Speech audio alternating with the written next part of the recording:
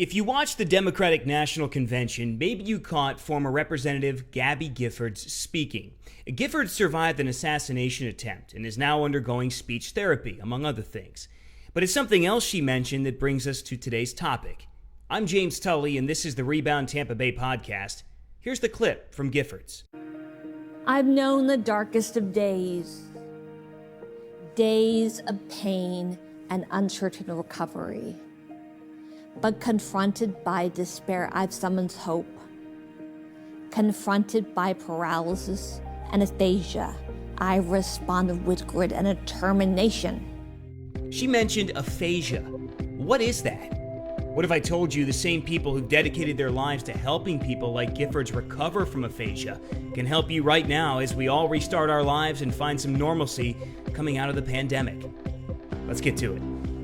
Debbie Yones is on the line with me, Executive Director, Voices of Hope for Aphasia, and Gabby Giffords. What a very nice moment for you guys to have aphasia on the national stage. Yeah, absolutely. I was doing cartwheels and jumping jacks, both at the fact that she did such a brilliant job with her speech and the fact that she used the word aphasia and brought light to this condition that so many people have, but nobody really knows what the word means. So it was a great moment for us. Well, let's go over what the word means. Define it the Sure. best way you can, and for our viewers and listeners out there. So aphasia is technically an acquired language disorder that's due to stroke or another form of brain injury, traumatic brain injury, and in Gabby Giffords' case, a gunshot wound.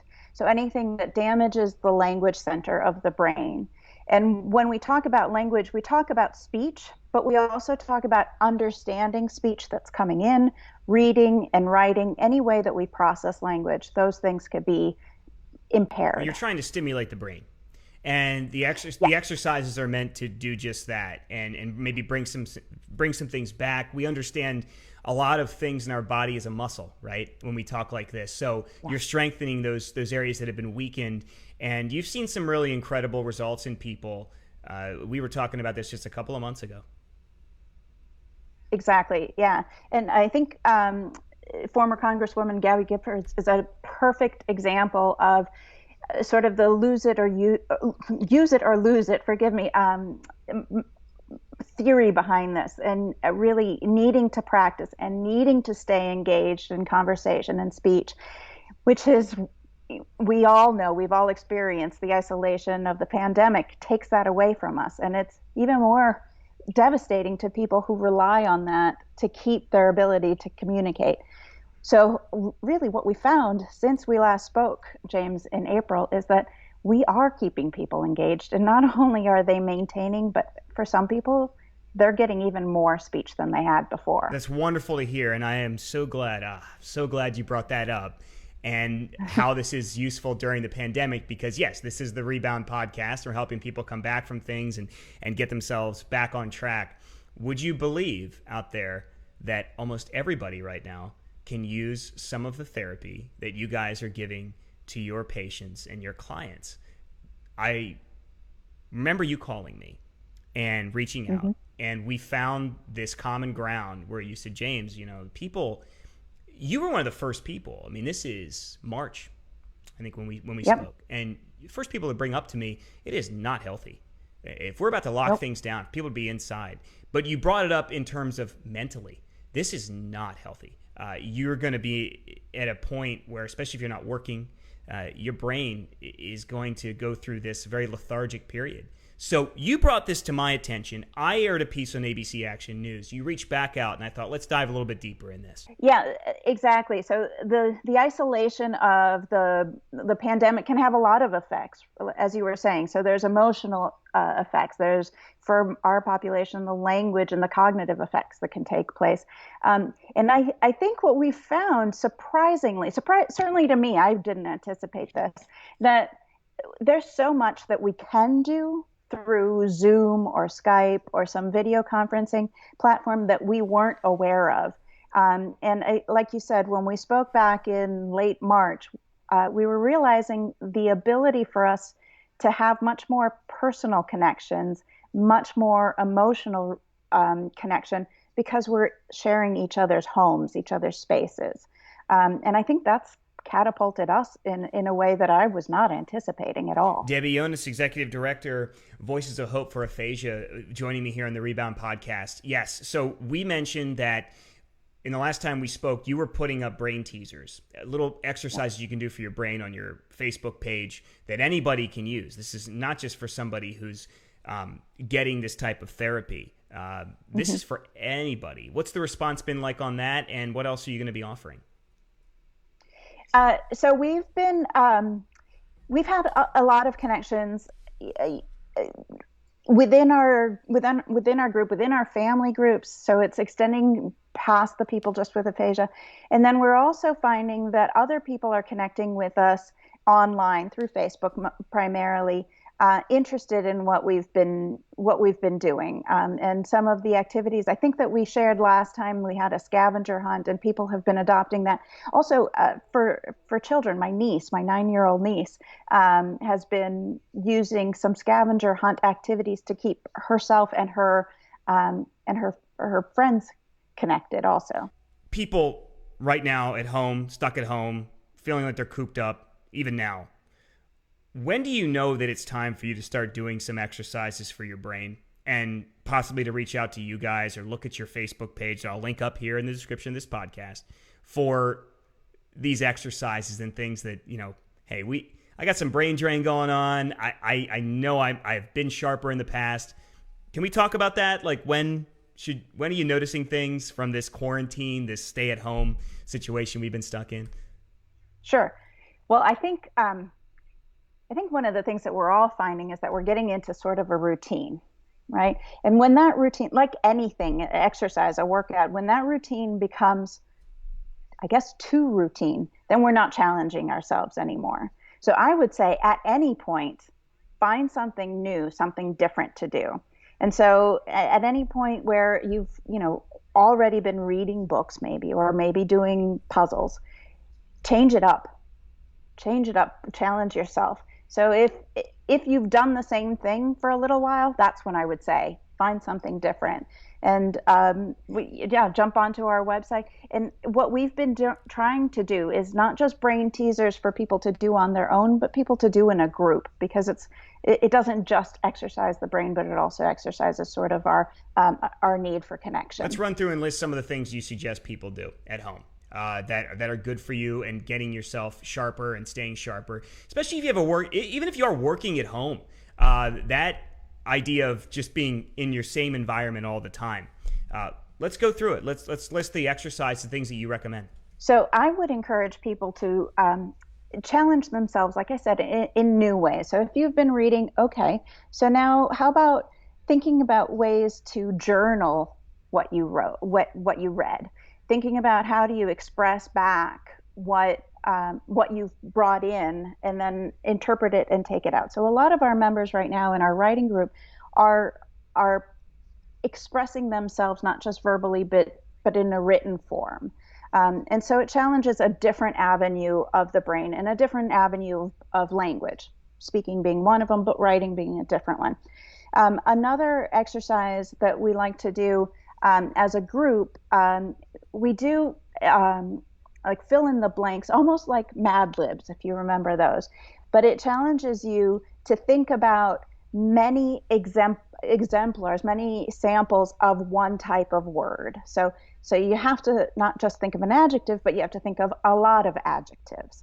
And within a category, many examples of something in a category, which of course challenges our language, but then it makes us think about visualization and listing activities or listing items in a grocery store, things like this. Some of this is more simplistic, but if you think about in a more sophisticated way, perhaps, in a time now when we can't travel, thinking about places where we've been to or places that we'd like to go to, and then the specific activities that we might have experienced or would like to experience.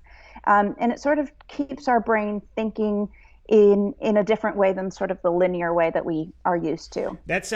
And then there's a lot of those are all excellent. Actually, I'm really glad you brought those up. And who knew, one of my favorite games growing up, Scattergories, If you've ever played it, Yes. this is exactly what you're talking Yep. about. It's where you roll a die and it has every single letter in the alphabet on it.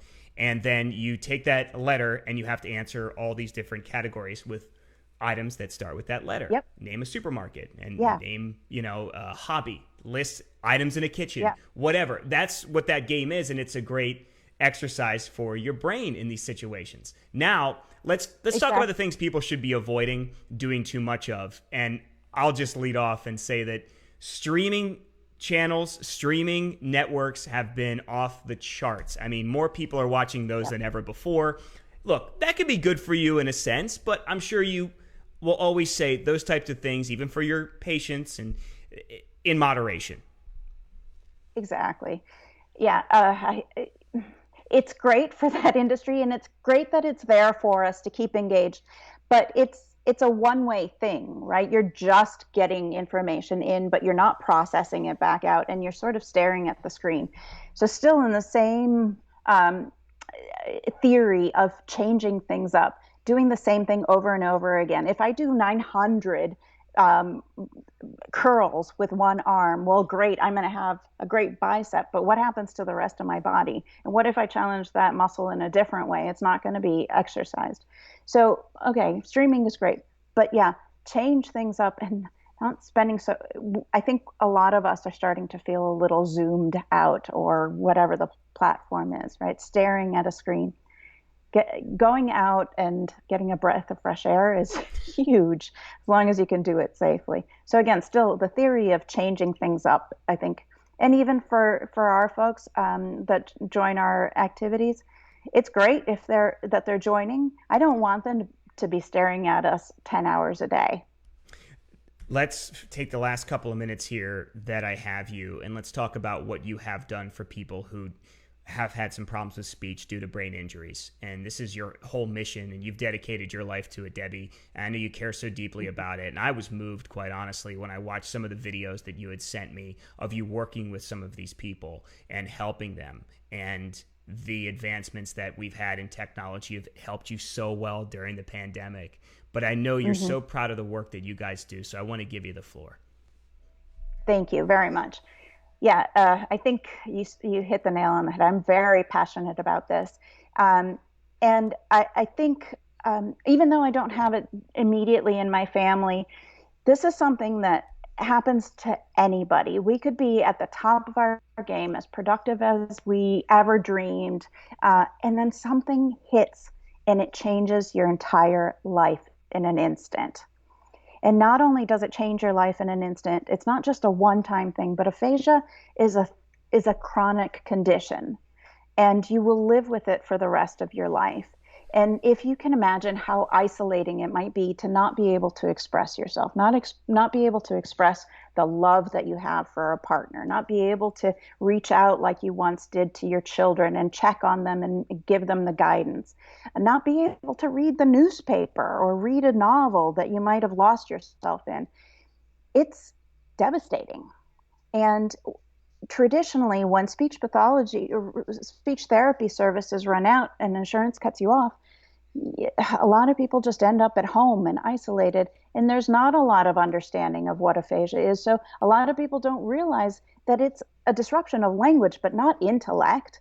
Everything's there. My memories are there, my experiences, my sense of humor, everything's there. I just can't express it to you. So in the absence of community centers like Voices of Hope for Aphasia and a lot of other ones across the country that are coming up because we realize the need for it, it's devastating. And that sounds awful. Here's the awesome part. This is why I do what I do every day and why I'm so proud of my team. The difference that can happen in a person's life and what you can see in their eyes when they connect with other people that are traveling the same road, having the same experiences, and then have that communication supported and have your voice heard. Gabby Gifford said, "I have a voice." It's not by accident that voice is in the name of our organization. To find that voice, even if it isn't speech that you and I rely on every day, but to be supported. And the you know the pandemic hit, and so then there was this risk of being re-isolated. And so my team and I and my awesome board of directors recognized the fact that we needed to be there right away, and connect with people. And so I think when we spoke the spring, we were connecting with 62 people. That's people with aphasia and their family members. And this morning, I just ran the numbers for you. We're connecting with 104. And one of the folks in our group, I asked them what's sort of the silver lining? What have you found that you enjoy in these times? And she said, if it weren't for the pandemic, we wouldn't have reached across the country to connect with other people that are in the same boat that we are. And the conversations that are happening right now are incredible. Wonderful. I can't think of a better way to end. Debbie Yones, Executive Director of Voices of Hope for Aphasia. And I got to say, again, I'll leave you one more opportunity. Tell people out there how they can connect with you and what's the best way to do it. Thank you. You can connect with us on our website, which is www.vohaphasia.org, or on our Facebook page, which is Voices of Hope for Aphasia. And if you want to reach out and give me a call, our phone numbers are on both of those locations as well. And I'm always happy to talk people through this scary time, especially just recently after a stroke or a brain injury. I think you and I are going to be working together soon on another feature for ABC Action News. Look forward to seeing that. I always look forward to talking to you, Debbie, and please stay in touch. Thank you so much, James. New episodes of the Rebound Tampa Bay podcast drop every Wednesday morning. We have a video version of this for you on the ABC Action News streaming channel. Just download that to your favorite streaming device. This has been the Rebound Tampa Bay podcast. I'm James Tully.